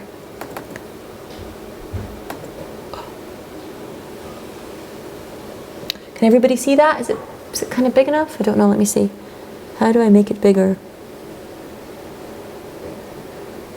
Doesn't show me how to make it bigger. See if I double click on it works. Haha. Okay. Everybody can see that and read that? Yeah. Okay. Imagine, because we still have gender stereotypes, there's both a man and a woman here. Okay? That this is dominator and there's a dominatrix behind him. Okay? This is a two-way street. This is not just a one-way street. It's still more common for men to abuse women just because of the media and the social messages, but we all have it in us. And the more financially powerful women become, the more this is becoming an issue. Okay? And I wish I was kidding, but I'm not kidding. So these are all there's a program in London called the Freedom Program, created by a woman called Pat Craven. It's a free program. You can sign up to it. It's for abused women. It takes you through all the different kinds of abuse that there are. Now, one of the most powerful things, because I only bought the two books and worked through it when I started working with sex workers and strippers, because there were so many parts of abuse that I didn't understand, right? And one of them, when I was looking at this picture, and I'll show you the rest of it, made me cry because I didn't know that was actually a form of abuse, period. I just thought that was the way things were. until I saw that image. So now I try and show these images when I'm teaching people about abuse or trauma because pictures are powerful, right? So basically, this sexual controller, so rapes you, doesn't accept no for an answer, keeps you pregnant. This is one of the most harmful ones for women. And for men. So this can be for women because they keep you pregnant. It can be done to a man by constantly getting pregnant. Every time a guy's about to leave, you turn around and you say, I'm pregnant, right? It's not okay. And rejecting advances. So I don't want to sleep with you because you're ugly, you're fat, there's something wrong with you, you're not sexy, you're boring, right? Those are all forms of sexually controlling somebody else. Those are all forms of sexual abuse. There are kind ways of communicating all of these things to people with the exception of rape. And it does not matter, let me make it crystal clear, whether you're married to somebody, whether you're single, all of these things can still arise in the relationship. Does that make sense to everybody? Yeah? The bully. Glares, shouts, smashes things, sulks. It's just generally got this intimidating air. One that isn't on there about the bully is that there's a lot of silence, like they can ignore you for days. Okay, it's that emotional intimidation of I don't need you. It's a really, really hardcore way of abusing someone, both men and women. Some of us even do it. Like I've got a friend, bless her heart, that I've known since she was a baby, and when she was a toddler, I think I was 3 years older than her. She was a friend of a schoolmate, and then she became my friend later on, along with them. And I mean, when she was a toddler, if her parents did something wrong, she wouldn't speak to them for 3 days. So sometimes it's really passed down, right? It's before they were born, they were already in that energy. Make no mistake, for the person you're ignoring, that is absolute torture. Does that make sense to everybody? Okay? I'll get to that in a minute. So, king of the castle or queen of the castle treats you like you're a servant or a slave. It's actually trendy on Facebook right now for dominatrixes to post pictures of their slaves up on the Facebook feed, like it's something to be proud of. Says women or men are for sex, cooking or housework, expects sex on demand, controls all the money. Okay? So there's no idea of financial equality, there's no idea of sharing, there's no idea that this person is an equal to you in any way, shape or form. It's the kind of person that's like, this is my house, this is my place. Every time they fight, they're like, you can just move out, or they just dump you. It's that energy of domination through that, this is my space. Does that resonate with everybody? Does the picture help? Yeah? Is it making things a bit funnier and clearer? The jailer stops you from working and seeing friends. This one kind of breaks my heart. Tells you what to wear, keeps you in the house, seduces friends or family. Both men and women, sadly. It's really, really common if the partner is more vulnerable. Let's say they struggle with allergies or illnesses, that the partner first persuades them not to work, or that they're not strong enough. You see it with mothers and kids as well, if they don't want the kid to leave home. Controls the way that they look. This is all the time. It's not okay for your partner to come down the stairs, and if you don't agree with their fashion choice, you tell them that they look disgusting or ugly. Or does that make sense to everybody? Yeah, you have to find kind ways of communicating with other people. Keeps you in the house, or they want to know where you are all the time, who you were with, what you were doing, and you need their permission to do anything. Seduces friends or family. Disappear without telling you where they're going, who they were with. Right? Doesn't invite you to join in with their friends or with her friends. It's that energy of, because jailer can be two ways. One, it can be making you stay inside the house. The other can be is you're not allowed to go outside. You're not allowed to go out. You're not allowed to participate in adult activities. Does that make sense to everybody? Yeah? And this can start with just making you feel guilty. Let's say you decide you're going to the gym after work with friends, and like, why don't you, and we do this all the time, particularly women, why aren't you coming straight home? I've been having a hard time, we're going to spend time together tonight, why don't you want to be with me? Yeah? It's that energy of they should be home all the time.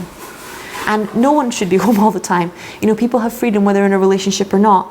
There's a big difference between being a jailer and someone completely avoiding their family responsibility. Okay?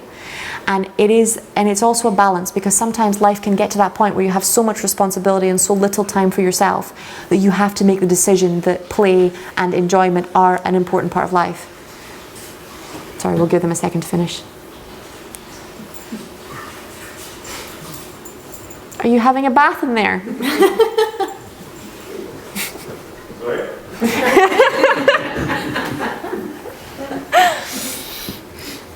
Okay. Yeah, this is a bit, sadly this one is a bit more common, but it's normally an unrecognised one as well, because it's very confusing for the person who's at the mercy of it. Having a partner who wants to keep you close and push you away at the same time, it confuses the brain. So you don't normally think, oh, they're the kind of person who would use or abuse her, but they do. Both men and women. It does happen. Okay, bad father, bad mother. This one is a very, very difficult one to read. So says you're a bad mother or a bad father. This goes for women. Do not call your husband a bad father, okay, period. This happens a lot more to men than it does to women, okay? Even if he isn't good at being a father yet, shaming him is not the way to go about changing that. Turns your children against you. This can happen, you know, after divorce and in many difficult situations. It's when because the father or the partner is gone, or because there's no trust between the parents, one of the parents makes the child into a friend.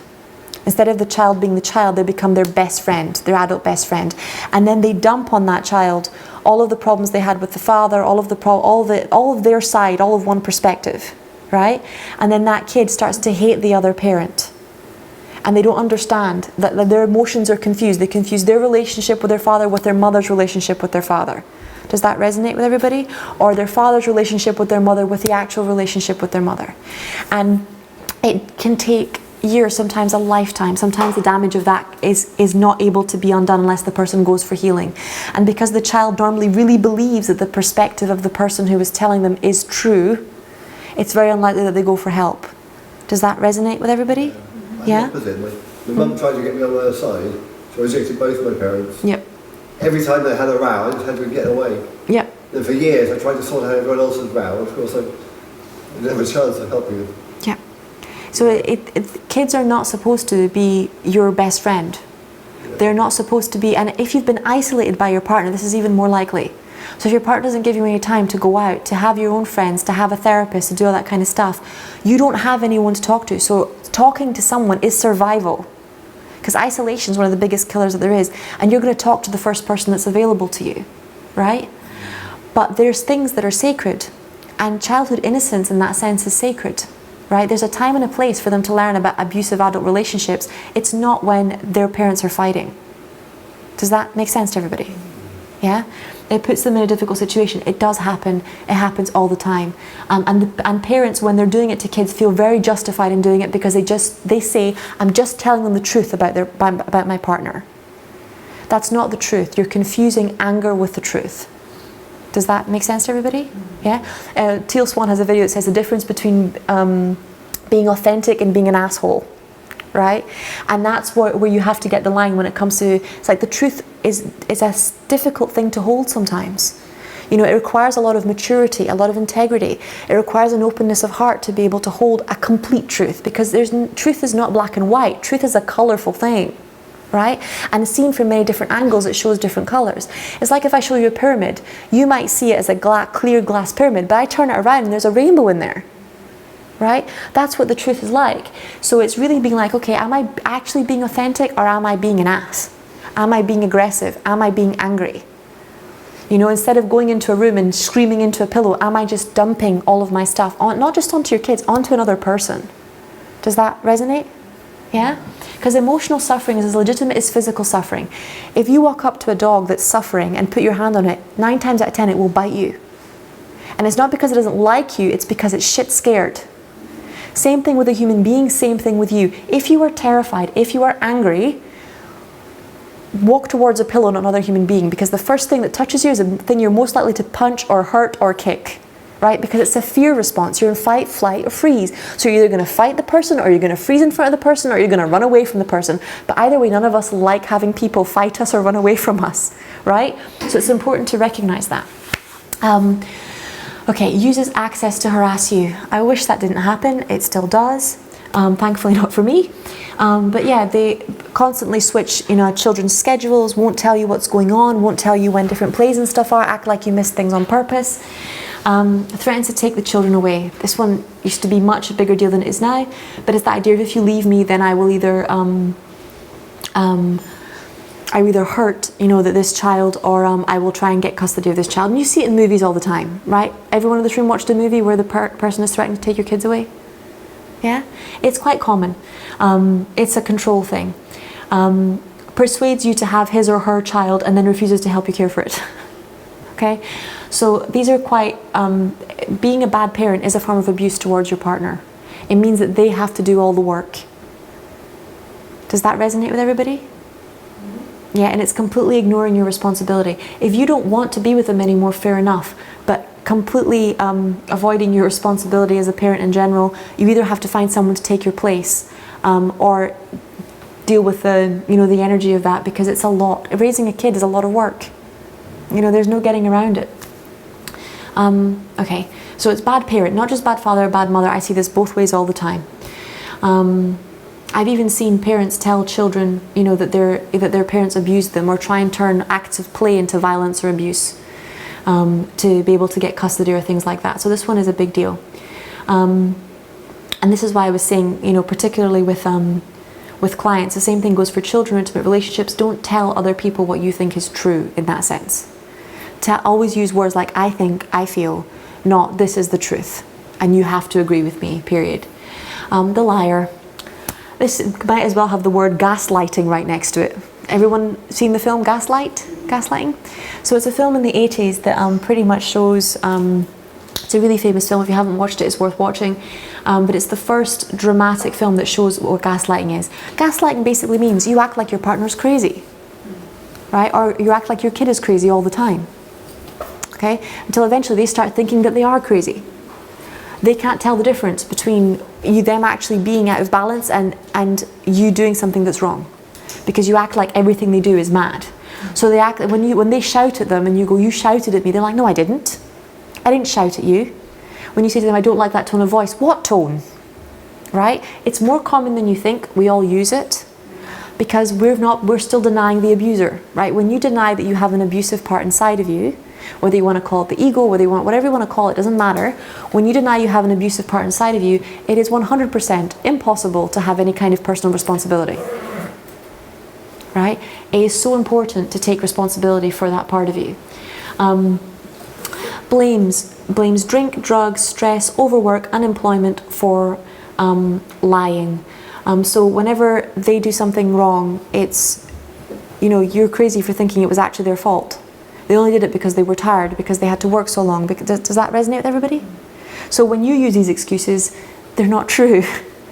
Go straight to apologizing first, okay? And then if it's relevant, justify stuff. But 9 times out of 10, you don't need to justify anything to give an apology. Does that resonate with everyone? You know, you just don't need to. If your tone of voice was off and someone says your tone of voice is not nice, say, I'm sorry. Take a deep breath. You know, because you're practicing. And not just for them, for yourself, because it will get harder to justify treating yourself like shit when you're tired, when you haven't had something to eat, when you've had a long day at work. If you're not justifying treating other people like shit when you're not okay. Because what happens outwards is also happening inwards. There is no out there and in here.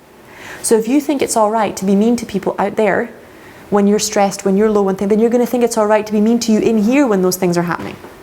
Does that resonate with everybody? It's a two-way street. Okay, so the persuader. So threatens to hurt, kill you or the children. Both ways. I've seen women threaten to commit suicide and kill all their kids along with them, and I've seen men do similar things. Cries a lot, says they're going to kill themselves, says that they love you, threatens to kill themselves, threatens to report you to social services or DSS or call the police or all that stuff. Now, there's a huge difference between doing that legitimately.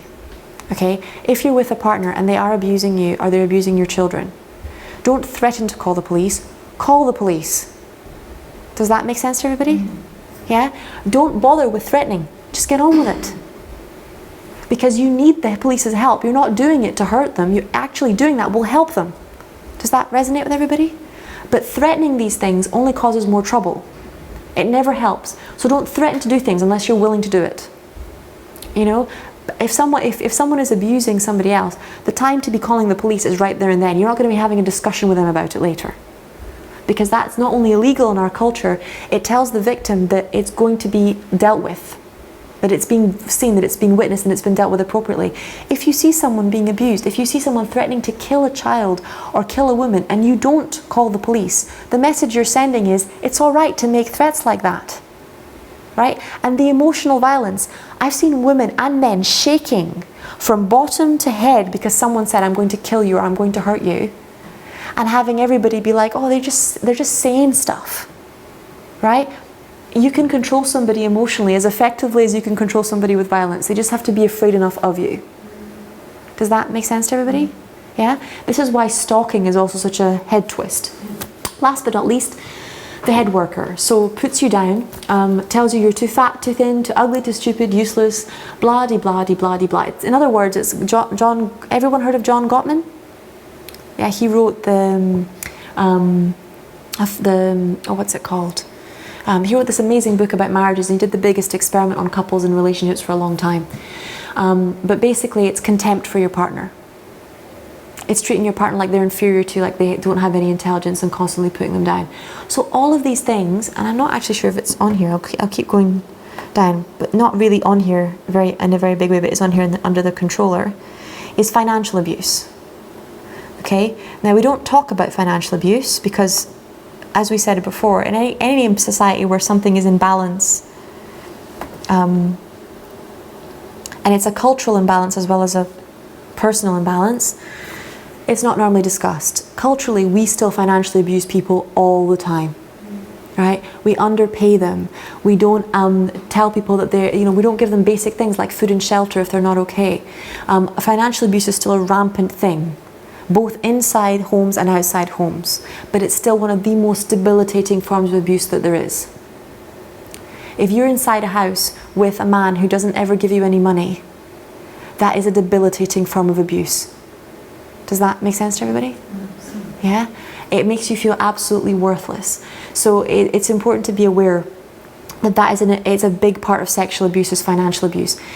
And it doesn't matter whether you're talking about child abuse, and I think it's a major part of child abuse is that their children don't have their own finances. They're not taught how to manage their own finances, they're not taught how to regulate their own finances. We act like they're too stupid to be able to do it, and then we kind of decide what they can have and what they can't have. It's horrible. It's wrong. We shouldn't do it. Period. Children shouldn't be born completely dependent on their parents' finances because they don't have anything to do with their parents. You know, if their parents decide that they want to buy a set of shoes instead of buy food for that kid, that is not the kid's fault. Does that resonate with everybody? You know, it's got nothing to do with that child. So there are certain things that are still needing to be addressed. They're getting better. You know, places like Sweden and Scotland have already started. Like if you have a baby, they send you a basket with food and clothes and stuff for the baby, regardless of where the baby's born or whatever. It's the idea that children are entitled to property. They're entitled to have things that belong to them, and that child's possessions are not the parents' possessions, and that children are not possessions, that they're beings in their own right. Okay. Anybody have any questions about the emotional bit, or can I skip on? Yeah? Okay. So, myths and downloads. So, myths is real men don't get raped. Women can't be sexually abusive. Men who are raped are gay. Men who rape men are gay. Rapists are all strange men in dark alleyways. You can't be raped in a relationship or marriage by your partner. People provoke rape by the way they dress or act. People play hard to get and say no when they really mean yes. If someone doesn't fight back, it isn't rape. Can I pull these? Yes. Okay. Thank you. It's done. It's done. Show me.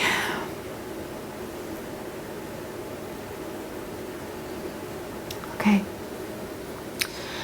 So can Creator teach you that abusers often don't discriminate, and that it can happen to any gender, race, class, or sexual identity?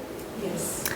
Can Creator teach you that people of all genders can act in ways that are sexually abusive, and that it's estimated that 1 in 4 perpetrators of sexual abuse are female? Yes. Yeah. Can Creator teach you that being raped by another man does not make you gay, and that there is no link to rape and sexual abuse and your sexuality, period? Yes. Yeah.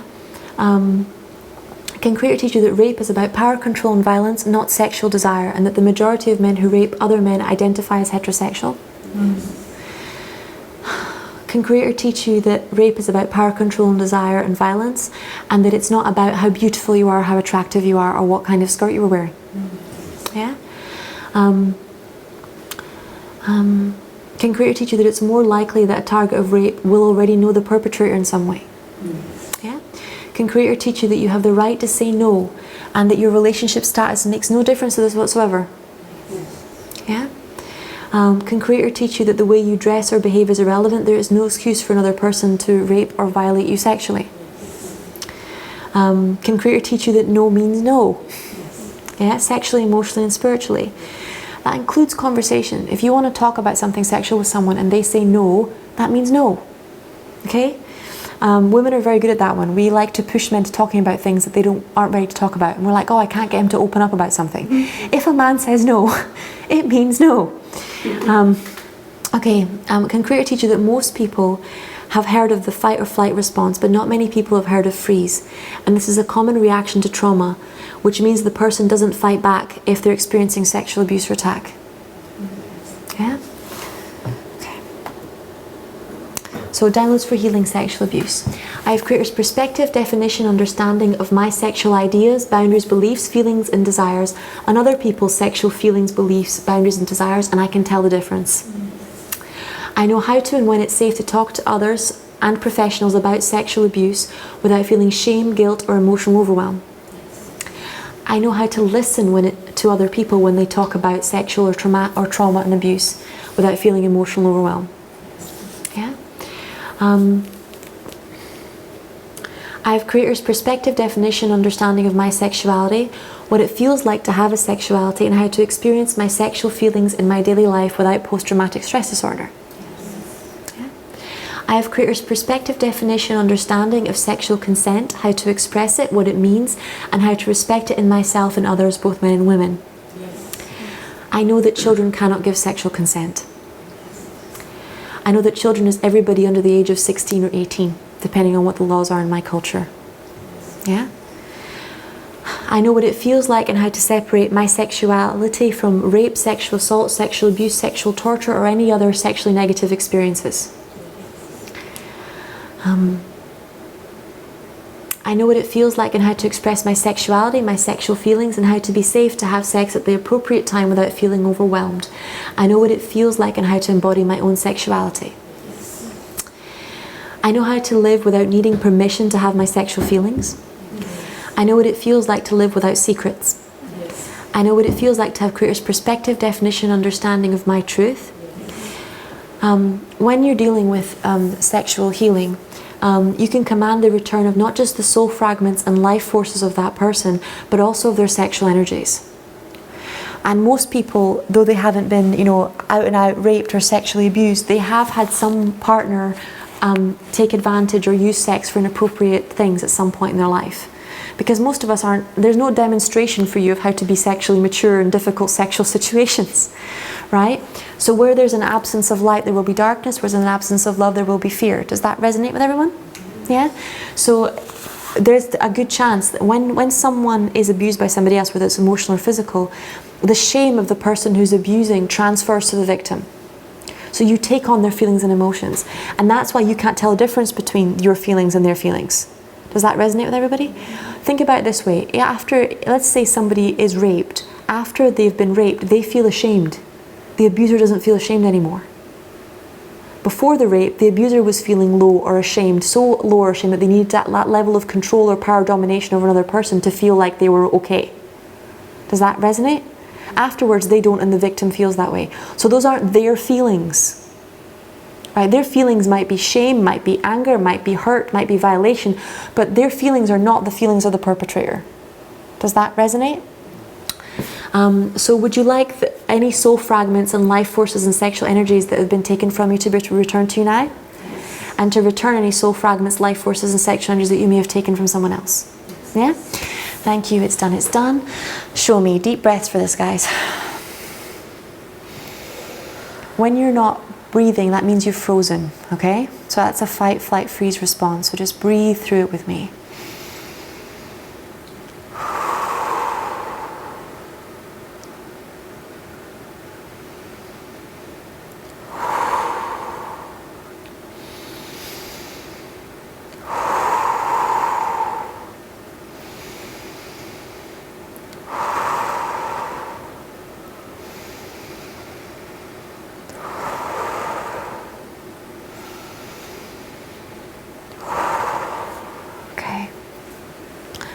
Move on to the next bit.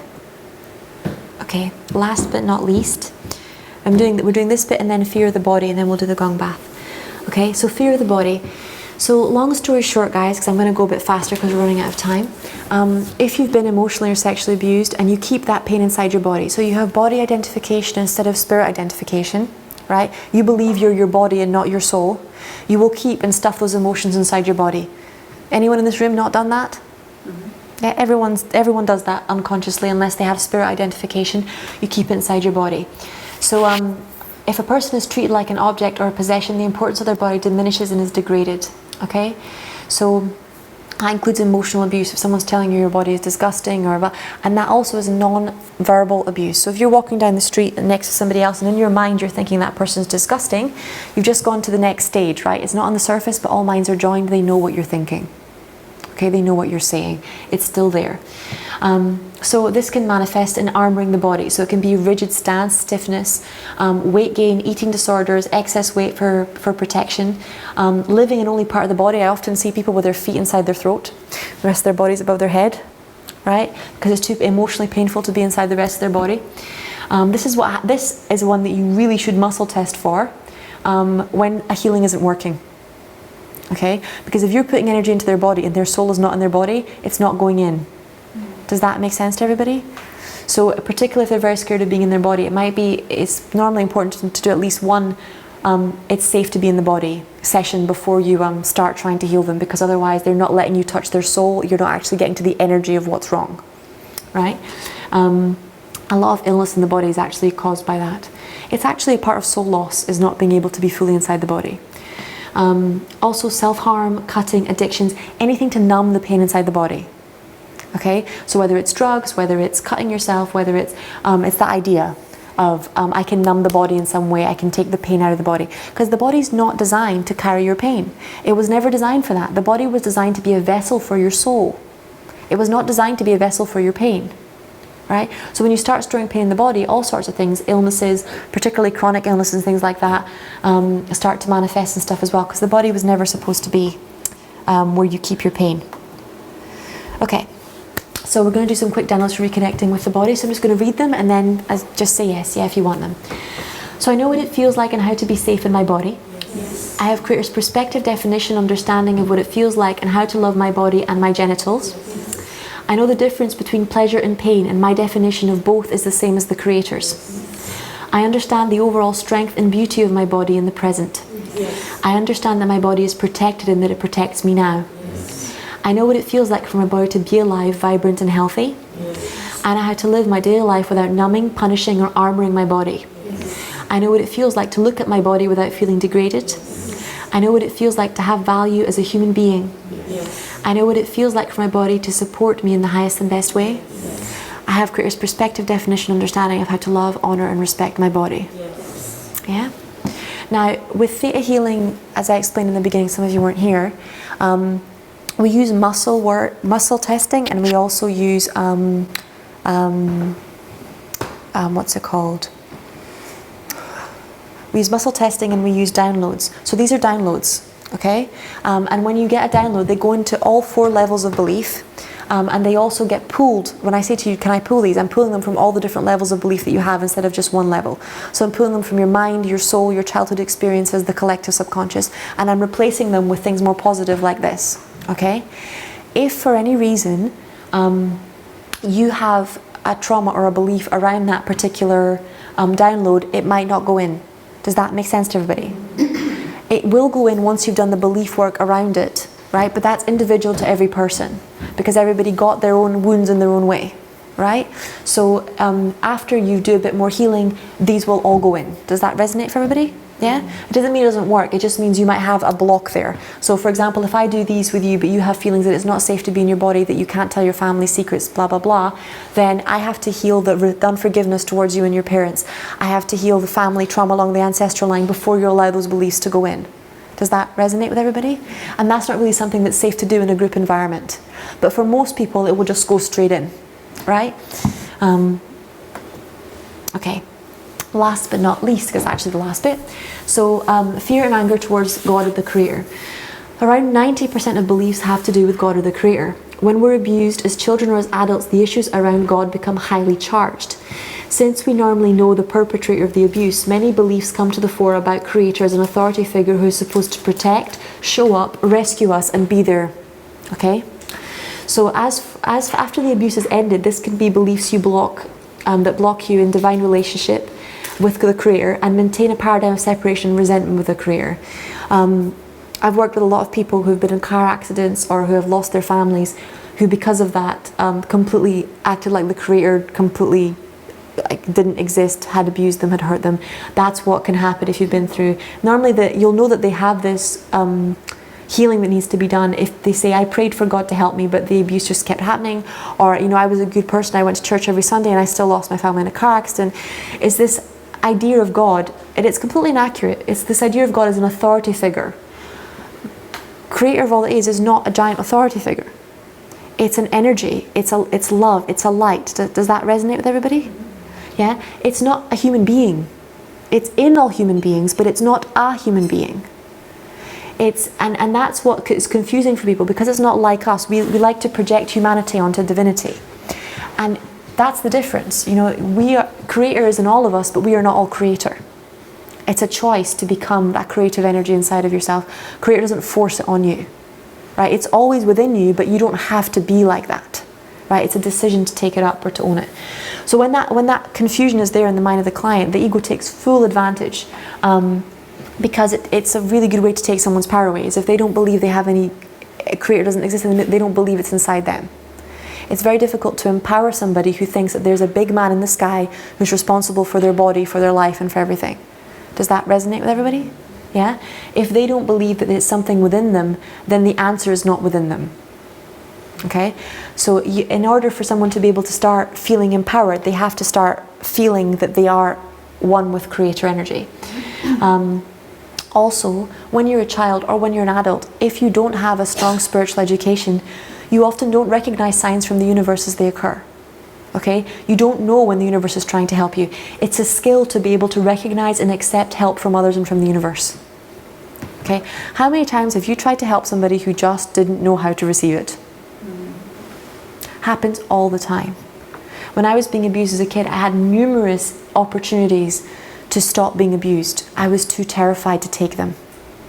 Right? That doesn't mean the universe and the Creator wasn't there every single step of the way. I'm just at this point in time becoming completely healthy again, completely, no part of me is ill in any way, shape or form. The first time that the miracle that I asked for was shown to me was over 10 years ago. I didn't have the skill and the ability to be able to apply the miracle, to be able to allow it to come in. Does that resonate with everyone? Yeah? But the miracle is always there. It's just that sometimes we don't have the ability to take it, to allow it to come in. And it's counterintuitive, because when you've been abused by someone, you lose trust, right? And trust is the remedy. Trust and courage is the only way out of abuse, is the only way out of darkness. But it's the very thing that your abuser tells you is going to get you killed, is going to get you hurt, is going to get you damaged. Because your abuser is in their ego, and that's what the ego does. The ego sets you up for abuse and then kicks you when you're down. Right? That's all it knows how to do. Would you like Creator's perspective, definition, understanding of Creator of all that is? And how to tell the difference between Creator of all that is and another human being? Yeah? Would you like to know what it feels like and how to live without fear of the presence of the Creator in your life? Would you like to know the difference between your abuser and Creator of all that is? Yes.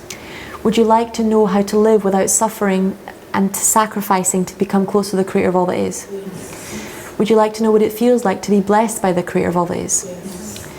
Would you like to know what it feels like for Creator of all that is to always be there for you in any situation? Yes. Would you like to know how to be able to receive, identify and accept answered prayers, help requests and miracles when they come to you? Yes. To know how important they are? To be able to act on them with speed and with accuracy? Yes. Yeah? Would you like to know the difference between Creator of all that is and negative religious, political, social and economic authority figures? Yes. Yeah, and parents? Would you like to know the difference? Would you like to know that the Creator of all that is more powerful than all the forces of evil? Yes. Yeah? And would you like to have sovereignty over your relationship with the Creator of all that is? And can it be commanded that the power over this relationship that you've given to others be returned to you now? Yes. Yeah? Thank you, it's done, it's done. Show me.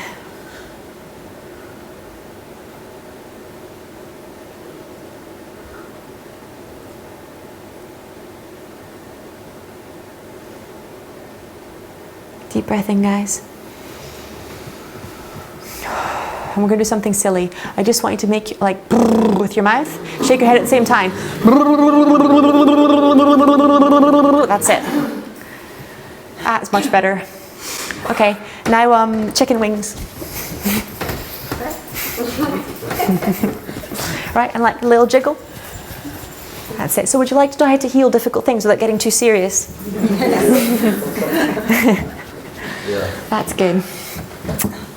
It's important. The darker the material is, the more important your sense of humour is. So we'll get back to that later. So I'll just quickly go over with you some of the events, and then I'll stick you guys under for the gong and healing. So I won't make you sit in front of the projector again. So the next event that I'm running is the Secrets of Karmic Healing. It's on the 11th of April. It's here from 7 till 10. And we'll pretty much have the same format as tonight. Okay? I'm doing the Mind, Body, Spirit Festival this year at the Love Dome. It's on the 29th of April. It's a free workshop, and it's called The Ego in Relationships. So it takes you through how it works, all the dynamics, how it's working. I'm also speaking at the Glastonbury Symposium. I'm doing a 1-hour talk on manifestation. Feel free to grab your phone and take a pic if you want, so you don't have to scribble everything down. I'm doing a talk at the Changing Times group in West Essex, also on manifestation. All the events are on the Soul Clearing Meetup group and on my website. Also, if you would like a session, please go onto the website and book through there. There's an appointments page that lets you see what sessions are available, when they're not available, and put yourself in and sort stuff out, which saves me a lot of emails backwards and forwards, and lets you also change your times if you need to and stuff, and lets me know what's going on. But yeah, I'll leave that up so you can come back and take pictures if you want to be part of any of those. Because I have so many people message me afterwards and go, when's the next event, that I just thought I better start putting them up now instead of having any issues.